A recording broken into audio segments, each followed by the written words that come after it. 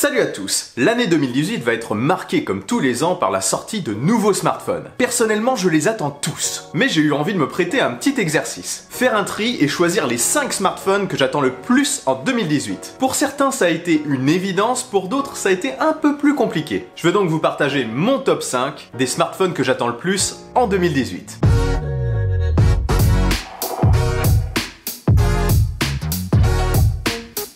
Vous allez peut-être être surpris de ne pas voir certains smartphones dans ce classement, mais il s'agit ici de mon top 5. D'ailleurs, je vous invite à partager le vôtre dans les commentaires, ça m'intéresse énormément. Allez, c'est parti!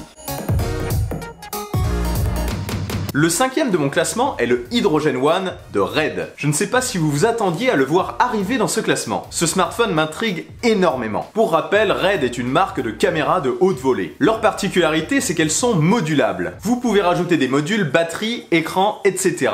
pour la concevoir en fonction de vos besoins. Et bien la marque a pris le pari risqué de lancer un smartphone. Ils comptent utiliser la même recette qui a fait leur succès en proposant un smartphone modulable. Vous aurez donc la possibilité de rajouter un module destiné à la photo ou à la vidéo à l'arrière, une batterie ou autre, ou même si j'ai compris, plusieurs modules à la fois. Ils ont même dit avoir l'ambition de rivaliser avec les appareils photo réflexes. Rien que ça. Son design est vraiment particulier, vraiment original je trouve. On sait qu'il coûtera 1200 $ de base, ça fait cher, qu'il utilisera plusieurs matériaux comme le Kevlar par exemple, que son écran fera 5,7 pouces avec des bords en haut, en bas, destinés à accueillir des haut-parleurs de qualité. Et ce qui m'intrigue peut-être le plus, c'est que cet Hydrogen One posséderait un écran holographique. Cet écran serait apparemment bluffant. L'USB-C et la prise jack seront également de la partie. Bien sûr, s'ils veulent en faire une caméra digne de ce nom, il faut une prise jack capable d'accueillir un micro. C'est vraiment un smartphone qui se destinerait principalement aux vidéastes et aux photographes en tant qu'appareil secondaire de qualité. Cet appareil est censé sortir en août, mais on en saura certainement plus bien avant. Et j'en reparlerai probablement sur ma chaîne.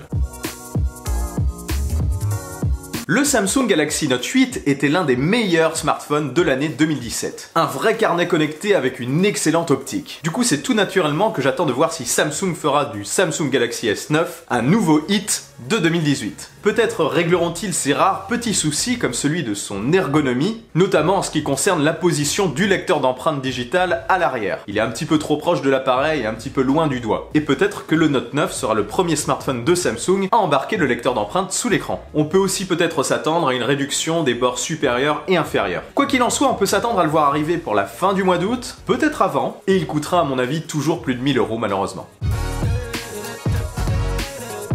J'attends vraiment ce nouveau modèle. J'en ai d'ailleurs récemment fait une vidéo. Si vous ne l'avez pas encore vu, je vous invite à y jeter un œil, je la mets dans le descriptif de cette vidéo. Après le succès de OnePlus en 2017, avec la sortie d'abord du OnePlus 5 et plus récemment du OnePlus 5T qui a été une véritable réussite, la marque pourrait transformer l'essai en 2018 en proposant un OnePlus 6 plus borderless et surpuissant. On peut s'attendre à le voir arriver avec un lecteur d'empreintes sous l'écran et un processeur Snapdragon 845 et probablement plus de 8 Go de RAM. Ce nouveau smartphone sera présenté à la fin du second trimestre de cette année, probablement en juin, et j'espère vraiment qu'il conservera son excellent rapport qualité-prix. J'ai vraiment hâte de voir ça. Alors mon numéro 2, c'est l'iPhone 10 Plus, ou quel que soit son nom. Certains s'attendaient certainement à le voir placé en premier de mon classement, ce n'est pas le cas. S'il est vraiment présenté, ce sera un gros iPhone 10, et je pense qu'il possédera un écran de 6,5 pouces. Il y a quelque chose qui m'intrigue particulièrement à son sujet. Sera-t-il compatible avec l'Apple Pencil ou avec un Apple Pencil Mini? Parce que s'il est disponible en option, ça pourrait permettre à Apple de concurrencer à la fois le Samsung Galaxy S9 et le Samsung Galaxy Note 9 avec un seul produit. Je me demande aussi ce qu'il aura de plus que sa version plus petite. Dernièrement, le plus des iPhone Plus, c'était leur double capteur photo. Mais depuis la sortie de l'iPhone 10, qui possède déjà un double capteur photo, on peut vraiment se demander ce que l'iPhone Plus aura de plus. Peut-être un meilleur capteur photo, ou une meilleure stabilisation, je ne sais pas. Ou peut-être un troisième objectif, un objectif macro par exemple, même si j'en doute quand même. J'espère aussi sur ce modèle le retour du mode paysage. Je trouve que ce mode d'affichage manque cruellement sur l'iPhone 10 et son grand écran de 5,8 pouces. Je pense quand même qu'avec un écran avoisinant les 6,5 pouces, ça m'étonnerait qu'il ne soit pas de la partie ce mode paysage. S'il sort un modèle Plus, cet iPhone sera un véritable carnet connecté. Par contre, le prix risque d'être monstrueusement salé. On verra ça en septembre.